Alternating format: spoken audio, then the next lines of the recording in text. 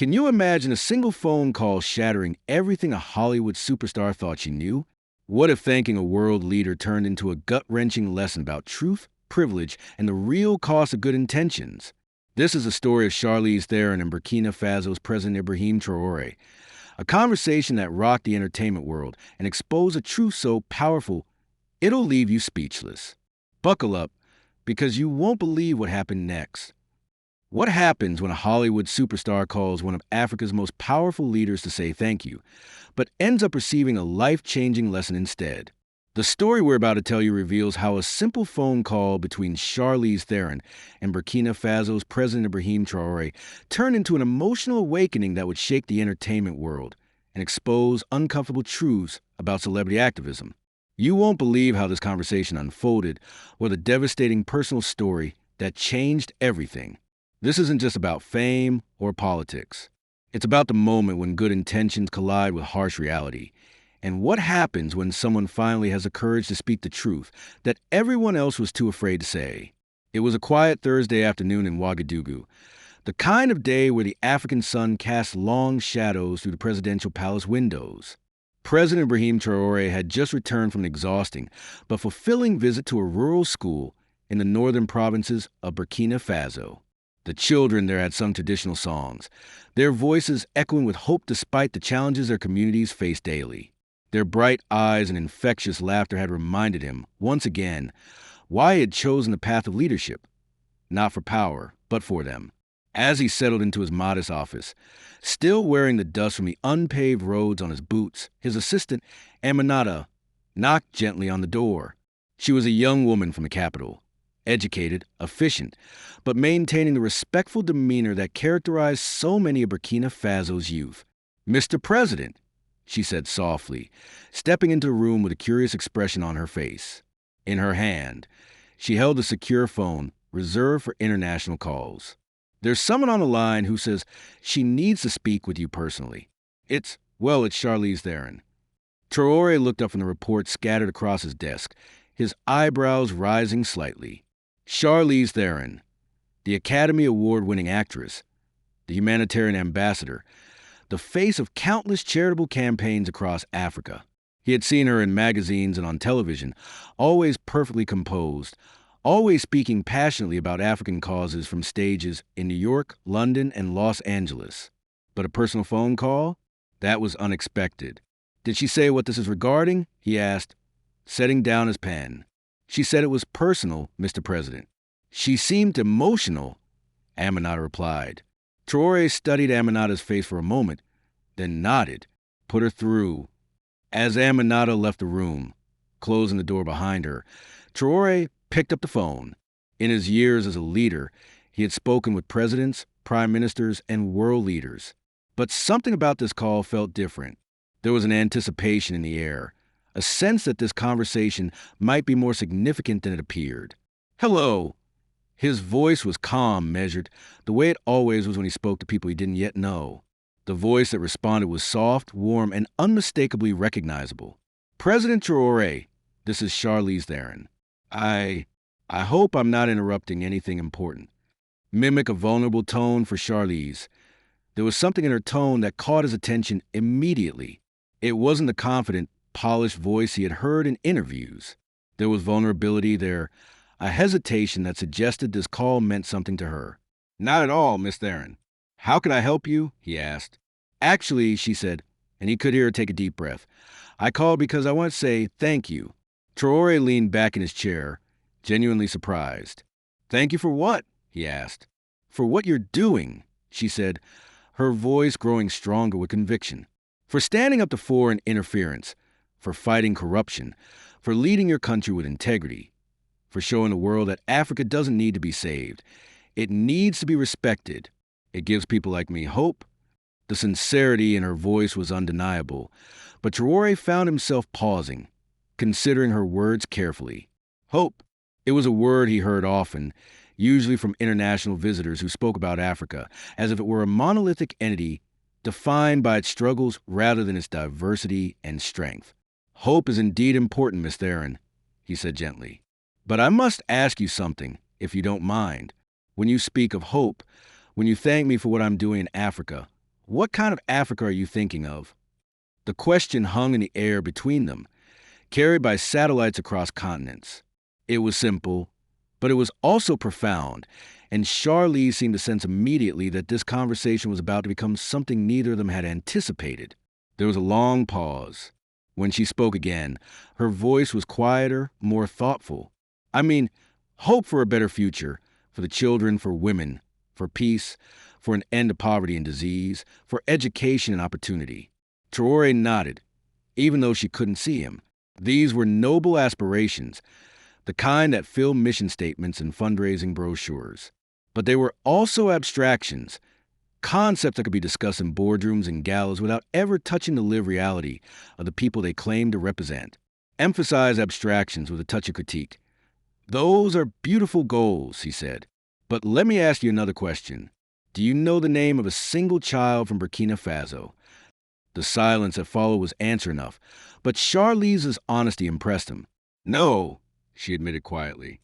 I don't expect you to, Traoré said, his voice remaining kind, free of judgment. But I would like to tell you about one child, if you have time to listen. Her name was Aissata. Was. The past tense hit Charlize immediately, and he could hear the shift in her breathing. Yes, was. Traoré continued. She was 8 years old, and she lived in a village called Gorum Gorum, about 4 hours north of where I'm sitting right now. Aissata had the most beautiful smile, the kind that could light up a room, even when that room was a mud brick schoolhouse with no electricity. She loved mathematics, which was unusual for children in her village, and she dreamed of becoming a teacher. Traoré paused, looking out his window toward the north, toward the region where he had met Aissata's family just months before her death. She also believed in the same dreams you talked about: education, opportunity, a better future. She worked harder than most adults I know, walking 6 kilometers to school every day, carrying water for her family, helping her mother tend to their small garden. What happened to her? Charlize asked, and Traoré could hear that she was genuinely invested now, no longer speaking as a celebrity offering thanks, but as a human being preparing to hear a human story. She got sick, Traoré said simply. It started as a cough, the kind that many children get during the dry season, but it got worse. Her mother, Miriam, brought her to the nearest clinic, a small facility that serves 12 villages in the region. He paused again, remembering the visit he had made to that clinic months later, remembering the empty shelves and the defeated expression on the doctor's face. The medicine she needed was simple, Miss Theron, antibiotics that cost less than $5. The clinic had received them regularly for years through a partnership with an international aid organization. But that month, the shipment was delayed. Delayed. Charlize's voice was barely a whisper now. Paperwork, Traoré said, the word carrying the weight of profound frustration. New regulations from the donor country, new requirements for documentation, new approval processes, new committees that needed to review and approve every shipment. The medicine sat in a warehouse in Europe for 3 weeks, while bureaucrats debated procedures. The silence on the other end of the line was complete, but Traoré could sense that Charlize was still there, still listening, still processing what he was telling her. Aissata died on a Tuesday morning, he continued. I know, because her mother called the presidential office, not because she expected me to do anything. She knew it was too late, but because she wanted someone in authority to know that her daughter had existed, that her daughter had mattered. When Charlize finally spoke, her voice was thick with emotion. What was the name of the organization? She asked. Traoré hesitated. He could have named it. It was one of the largest and most well-funded humanitarian groups operating in West Africa, one that featured prominently in celebrity endorsements and fundraising campaigns. But he chose a different approach. It was an organization that you supported publicly, Miss Theron, one that you've spoken for at galas, one whose work you praise in interviews. They do good work, generally speaking, but they're also part of a system that prioritizes compliance over compassion, process over people. The impact of his words was immediate and devastating. Charlize made a sound that was part gasp, part sob. Oh, God, I had no idea. Most people don't, Traoré said gently, and that's not entirely your fault. The system is designed to make you feel good about helping without requiring you to understand complexity of that help. You see smiling children in photographs. You hear statistics about lives saved. You write checks and attend events and feel that you're making a difference. And sometimes you are. But sometimes children die because of bureaucracy, while we're congratulating ourselves on our compassion. Charlize finished his thought, her voice barely audible, while we're congratulating ourselves on our compassion. The conversation that followed was unlike anything either of them had experienced. For the next hour, they talked.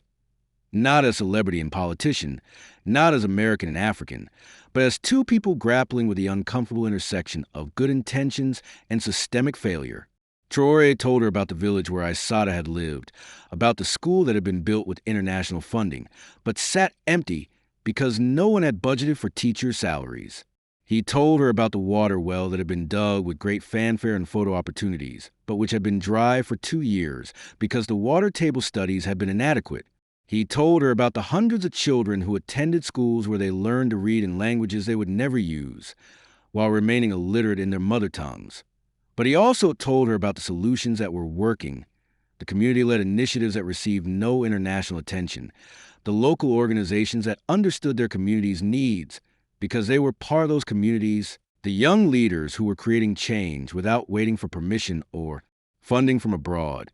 Charlize listened to all of it, asking questions that grew more thoughtful and specific. As the conversation continued, she asked about governance structures, about economic policies, about the role of traditional leaders in modern African societies.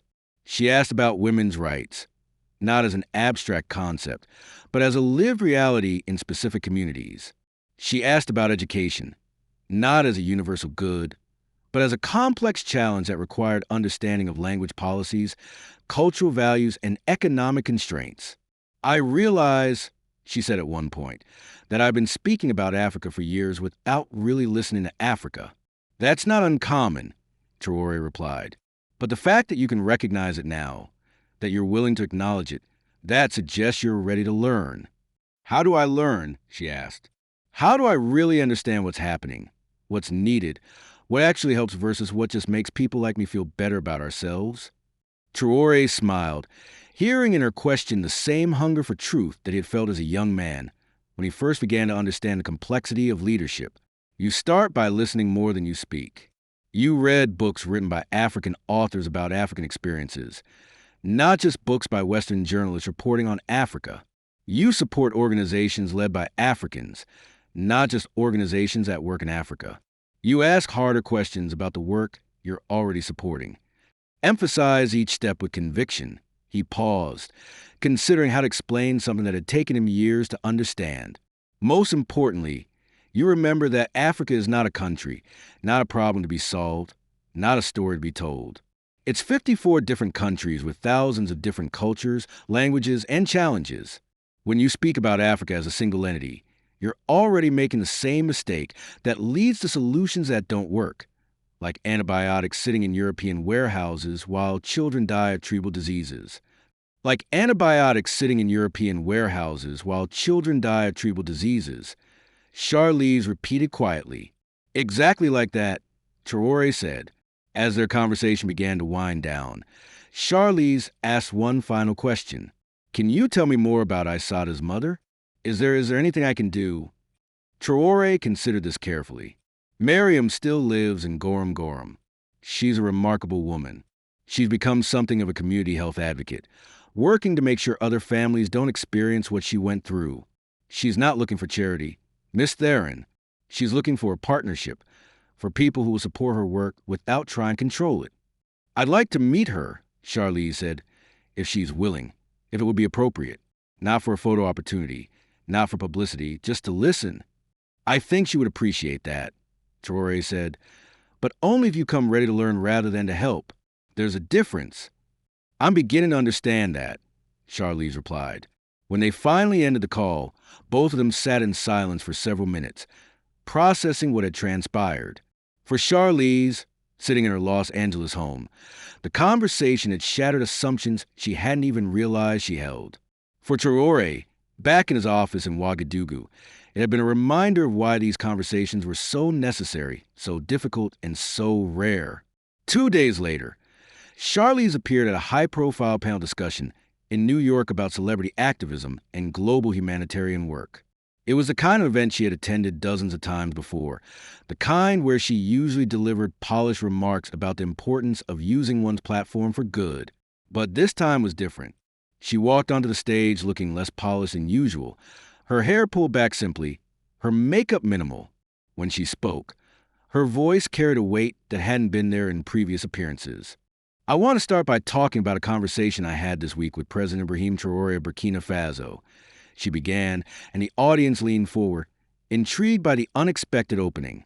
I called him to say thank you for his leadership, for the work he's doing in Africa. But what happened instead was that he taught me something I should have learned years ago. She paused, looking out at the crowd of fellow celebrities, activists, and donors. He told me about a little girl named Aissata, who died because of the gap between our good intentions and our actual understanding. The room was completely silent. Now I realize in that conversation how much I didn't know. Despite years of speaking publicly about African issues, I realized that I had been treating an entire continent as if it were a single story, a single problem with single solutions.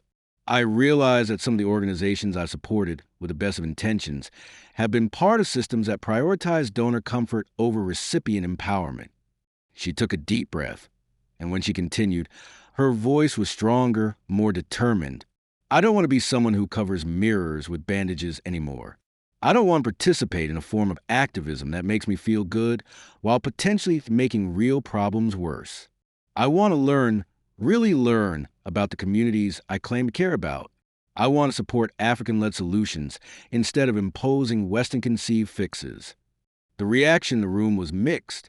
Some audience members nodded approvingly, recognizing the courage it took to make such an admission publicly. Others shifted uncomfortably, perhaps seeing themselves reflected in her words. This doesn't mean giving up on humanitarian work. Charlize continued. It means doing it better, more thoughtfully, with more humility and less ego. It means listening more than speaking, supporting more than leading, learning more than assuming.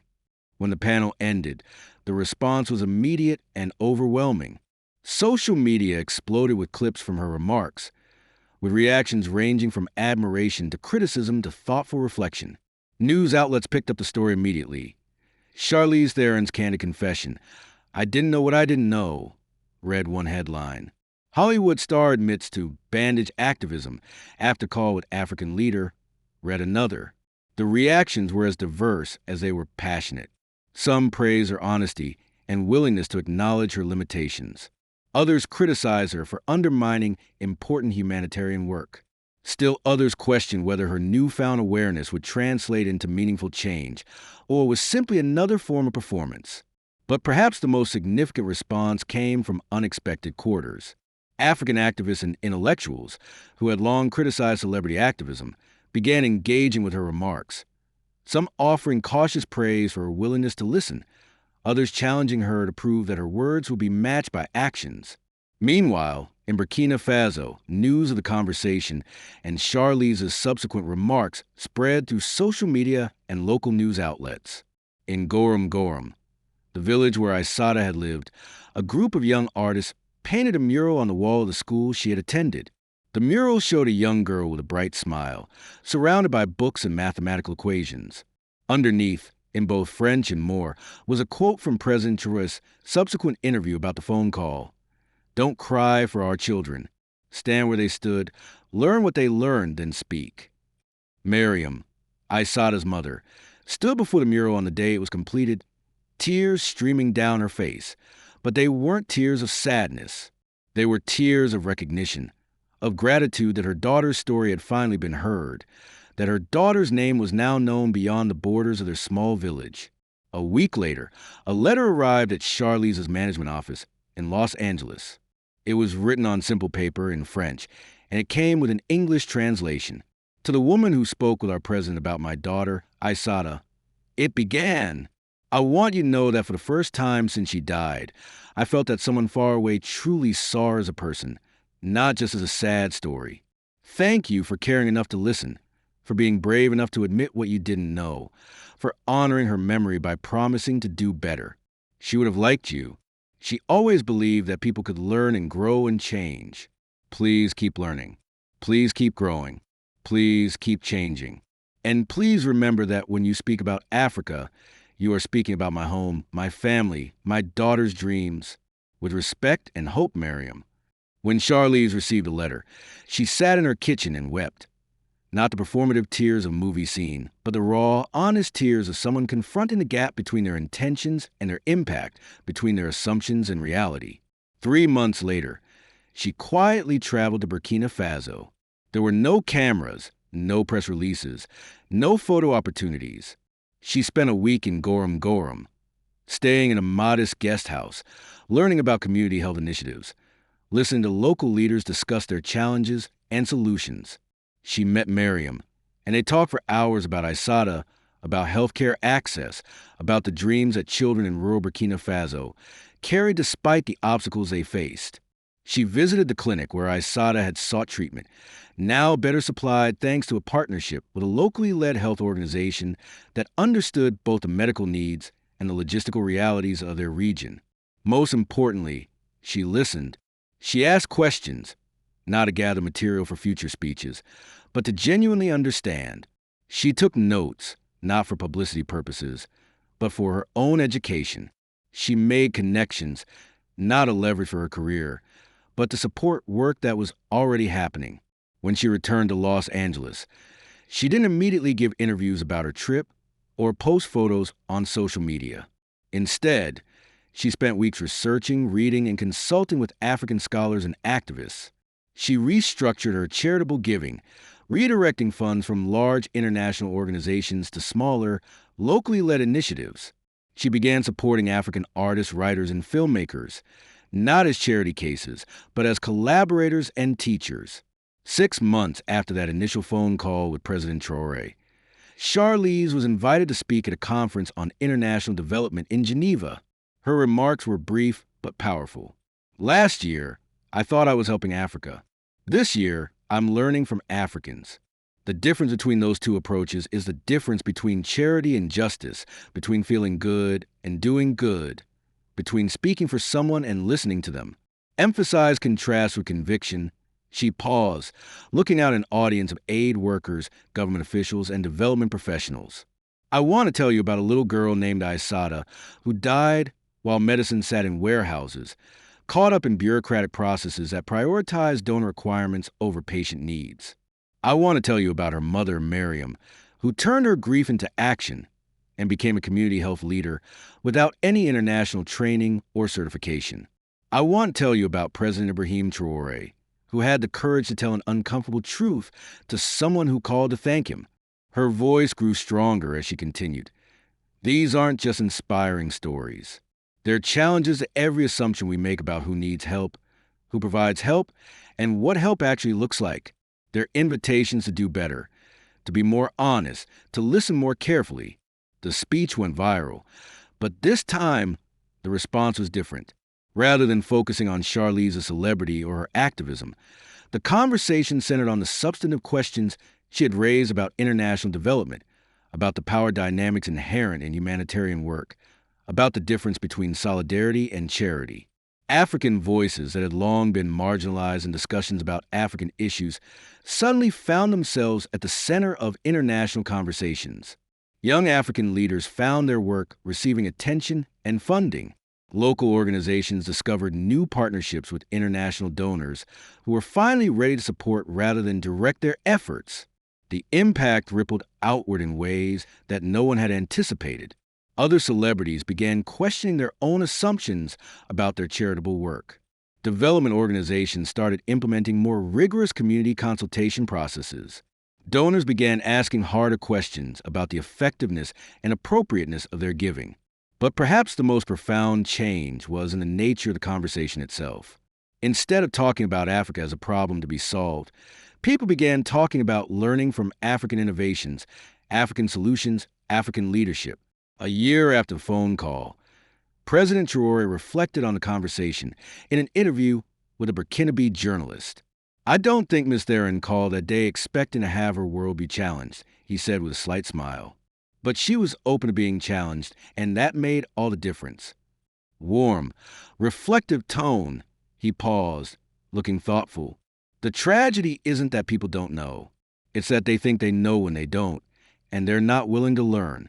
Real change doesn't happen when powerful people decide to help powerless people. It happens when people recognize their shared humanity and decide to work together as equals. That phone call was the beginning of that recognition. Today, Aissata's story is taught in schools across Burkina Faso as an example of how individual tragedies can inspire systemic change. Her name is known not just in her village but around the world, spoken by people who understand that behind every statistic is a human story. Behind every policy is a personal impact. Miriam continues her work as a community health advocate, now supported by an international network of partners who follow her lead rather than trying to direct her efforts. The clinic where Aissata sought treatment has become a model for community-driven healthcare delivery, visited by delegations from across West Africa. And Charlize? She continues her work, but differently now. She speaks less and listens more. She supports rather than leads. She asks questions rather than providing answers. Most importantly, she remembers that every conversation about justice, every discussion about aid, every decision about development begins with simple recognition. The people we claim to help are not problems to be solved, but partners to be respected. The phone call that changed everything lasted just over an hour, but its impact continues to ripple outward, challenging assumptions, changing approaches, and honoring the memory of an 8-year-old girl whose death taught the world about the gap between good intentions and genuine understanding. In the end, it wasn't about celebrities or politicians, about Africa or America, about aid or activism. It was about two human beings having an honest conversation about difficult truths and having the courage to let that conversation change them. Sometimes, the most powerful revolutions begin with the simplest words. Thank you for what? Let me tell you about a little girl named Aissata. And sometimes, if we're brave enough to listen, those words can change everything. But the story doesn't end there. Because real change, lasting change, doesn't happen in a single moment of revelation. It happens in the countless small decisions that follow, in the daily choice to remain uncomfortable rather than retreat into familiar assumptions. 3 years after that first phone call, something remarkable happened that no one could have predicted. Charlize was in Geneva, attending another development conference, when she received an urgent message from Miriam in Gorom. There had been an outbreak of cholera in the region, affecting several villages. But this time, the response was different. Instead of waiting for international aid organizations to mobilize, the community health network that Miriam had helped build sprang into action immediately.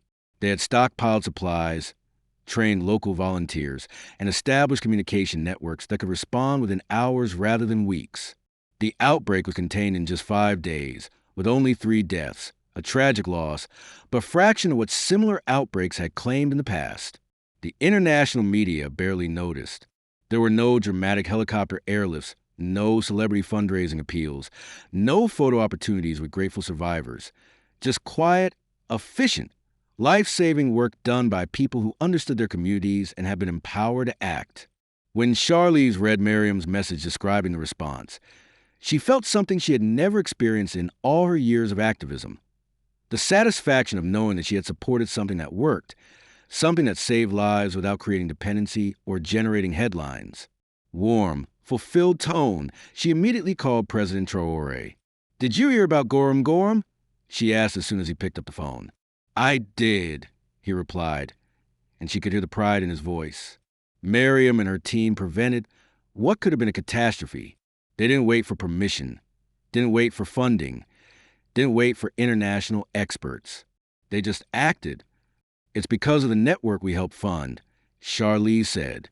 But Traoré gently corrected her. "It's because of the network they built, Miss Theron. You provided resources, but they provided the vision, the leadership, the local knowledge that made it work. That's the difference between charity and partnership." This conversation led to another realization for Charlize. She had been measuring success wrong. For years, She had judged her humanitarian work by how much money was raised, how many people attend her events, how much media coverage her cause has received.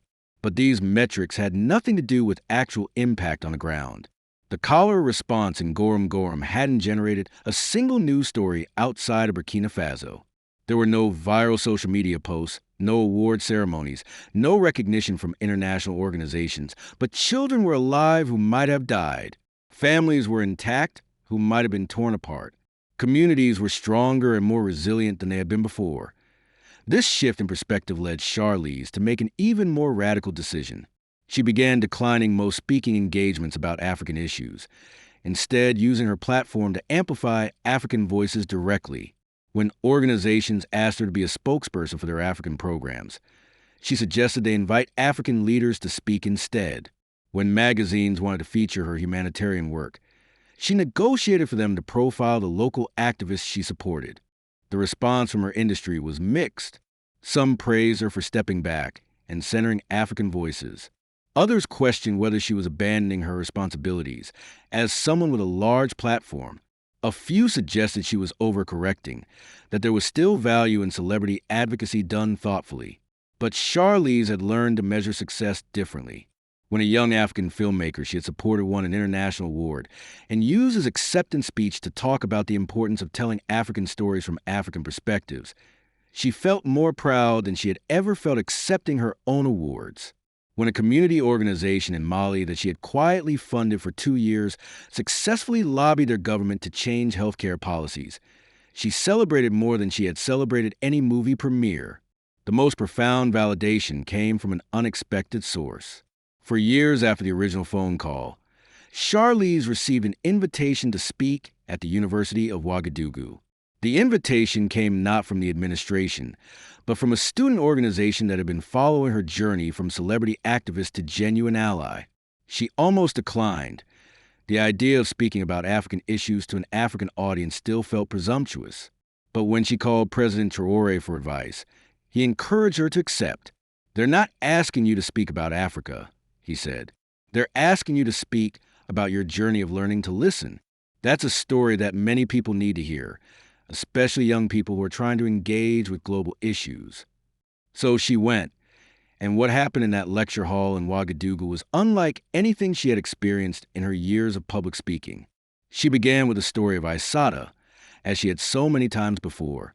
But this time, her audience consisted of young people who had grown up in villages like Gorom Gorom, who had lost friends and family members to preventable diseases, who had watched international organizations come and go while their fundamental challenges remained unchanged. When she described her initial assumptions about Africa, several students nodded knowingly. When she talked about the gap between good intentions and actual impact, she saw recognition in their eyes. And when she described the process of learning to listen rather than speak, to support rather than lead, the room was completely silent. But the real power of that afternoon came during the question and answer session. A young woman named Fatou stood up and said, "Miss Theron, I want to thank you, not for what you did, but for what you stopped doing. My sister died of malaria when I was 12, and for years I watched international organizations use her story to raise money while nothing in our village changed. You choosing to step back, to support our voices instead of speaking for us, that gives me hope that things can be different." Another student, a young man named Musa, asked, "What would you say to other celebrities who want to help Africa but are making the same mistakes you made?" Charlize thought carefully before answering. "I would tell them that the first step is admitting you don't know what you don't know. The second step is finding African voices to learn from. The third step is the hardest. It's stepping back from the spotlight, even when that spotlight brings attention to issues you care about." Pause, reflective tone. She paused, looking around the room at these young, brilliant faces. "But most importantly, I would tell them that Africa doesn't need saving. Africa needs partnership. Africa needs respect. Africa needs the international community to stop treating it as a charity case and start recognizing it as an equal partner in solving global challenges." The applause that followed was different from any she had received before. It wasn't the polite applause of charity galas or the enthusiastic cheering of movie premieres. It was a recognition of shared understanding, of bridges built across cultural and economic divides through honesty and humility. After the event, she had dinner with some of the students. They talked about their dreams of their countries, their frustrations with how Africa was portrayed in international media, their hopes for a future where African solutions to African challenges will be taken seriously by the global community. One student, studying public health, told her about his research into traditional medicine and how it could be integrated with modern healthcare systems. Another, majoring in engineering, described her work on sustainable energy solutions designed specifically for rural African communities. A third, focused on agriculture, explained his efforts to help farmers adapt to climate change using both traditional knowledge and new technologies. These conversations reminded Charlize of something President Traoré had told her years earlier. The solutions to Africa's challenges already exist in African minds. The question is whether the world is ready to listen. As she flew back to Los Angeles, she reflected on how much her understanding had evolved. The celebrity activist who had made that first phone call to thank President Traoré had believed that her role was to use her platform to tell African stories to Western audiences. But she had learned that her real role was much more subtle and much more important. To use her privilege to create space for African voices, to challenge Western assumptions about Africa, and to model what it looked like for someone with power to listen rather than speak. The impact of this approach became clear in ways she hadn't expected. Other celebrities began reaching out to her for advice on their own humanitarian work. Some were defensive, insisting that their intentions were good and their impact was positive. Others were genuinely curious about how to do better. She developed a simple framework that she shared with anyone who asked. Before you speak about an issue, spend a year listening to people directly affected by that issue. Before you propose solutions, ask the people you want to help what they think would actually help. Before you raise money for a cause, research whether the organizations you're supporting are led by people from the communities they serve. Most importantly, be prepared to discover that your help might not be needed in the way you thought it was. Be prepared to step back, to support rather than lead, to amplify rather than originate. This message was not always well received. Some celebrities accused her of going too far, of abandoning her responsibility to use her platform for good. Others suggested she was being naive about the realities of international development, that Western organizations and Western celebrities were necessary because African institutions were too weak or too corrupt to be effective. But Charlize had learned to recognize these arguments as variations of the same paternalistic thinking that had shaped her own early activism. They were based on the assumption that Africans were incapable of solving their own problems, that they needed Western guidance and Western resources to create change. The evidence of her own experience suggested otherwise. Every African-led organization she had supported had been more effective, more sustainable, and more accountable than the international organizations she had previously funded. Every African leader she had learned from had demonstrated wisdom, capability, and vision that challenged Western stereotypes about African leadership. 5 years after the original phone call, something happened that brought the entire journey full circle. Charlize was contacted by a documentary filmmaker who wanted to make a film about celebrity activism and its impact on African communities. The filmmaker, Aminata Traoré, no relation to President Traoré, was a young woman from Ouagadougou who had studied film in Paris and returned home to make movies that challenged Western narratives about Africa. "I want to tell the story of your transformation," Aminata told her during their first conversation. "But I want to tell it from the perspective of the communities you've affected. I want to show what it looks like when celebrity activism evolves into genuine partnership." The resulting documentary, titled Listening to Aissata, was unlike any film about celebrity activism that had been made before. Instead of focusing on Charlize, it centered the voices of people like Miriam, who had built a community health network with quiet determination. It featured President Traoré, but not as an exotic African leader offering wisdom to Western audiences. Instead, as a thoughtful politician grappling with the complex challenges of leadership in a post-colonial world. Most powerfully, it included interviews with other celebrities who had been inspired by Charlize's journey to examine their own activism. Some had made significant changes in how they approached humanitarian work. Others had decided to step back from activism entirely, realizing that their good intentions were not sufficient to justify their involvement in issues they didn't fully understand. The documentary premiered at Cannes Film Festival, where it won the award for Best Documentary. But Charlize wasn't there to accept the award. Aminata was, and she used her acceptance speech to talk about the importance of African filmmakers telling African stories. Charlize watched the ceremony from her home in Los Angeles, and as she saw Aminata on stage, speaking to a global audience about the need for more nuanced, honest portrayals of Africa in international media, she felt something she had never felt during her own award ceremonies. She felt that she had contributed to something truly meaningful. The documentary had an impact that neither Charlize nor Aminata had anticipated. It sparked conversations about celebrity activism, not just in entertainment industry publications, but in academic journals, policy forums, and development organizations. It led to new guidelines for celebrity involvement in humanitarian causes, emphasizing the importance of local leadership and community consultation. More importantly, it inspired a new generation of activists, both celebrities and ordinary people, to approach global issues with more humility, more curiosity, and more respect for the people they claim to want to help.